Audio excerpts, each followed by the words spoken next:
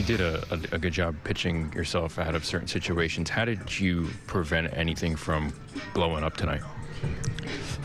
I mean, yeah, I think that's kind of the name of my game a little bit is, I like to, obviously I'm not trying to put myself in those situations, but when those situations arise, I think, I kind of like to dig my heels in the ground a little bit and dig deep and get outs, big outs when I need them. And, I like to always be gritty out there and just trying to get big outs when I need them. And so when runners are in scoring position or my back's kind of against the wall, I kind of, not like, thrive or want to be in those situations, but I feel comfortable in those situations.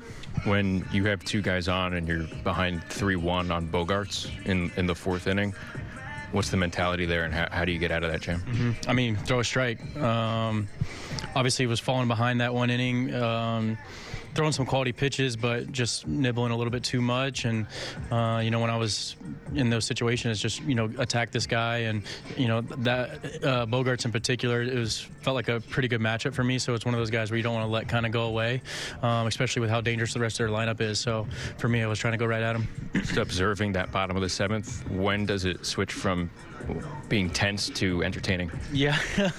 I mean, it happens pretty quick. I think, when obviously we gave up the run there and you go down, but it just kind of felt like, we've had some really good close games this past week, and a lot of good ABs, a lot of good pitching performances, and felt like we were really close the whole time. So it just felt like the chips were going to fall our way one of these nights. And what a performance from the offense! Just that inning was very impressive, and it's a lot of fun when they're clicking like that. It's a lot of fun to be on this side. What was the explanation on the balk?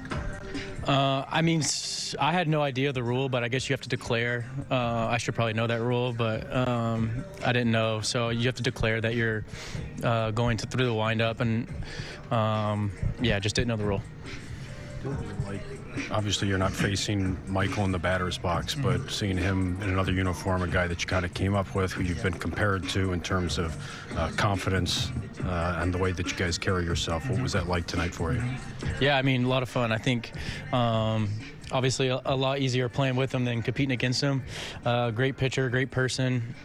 I think, I can't speak highly enough of him and everything that he's done for this organization and for myself, and just being able to compete with him and play with him was a lot of fun, and hopefully somewhere down the line we can reunite, but a lot of fun being able to compete against him as well. I think, we're both very competitive. It's kind of like playing one of your brothers, in the backyard. So it was a lot of fun.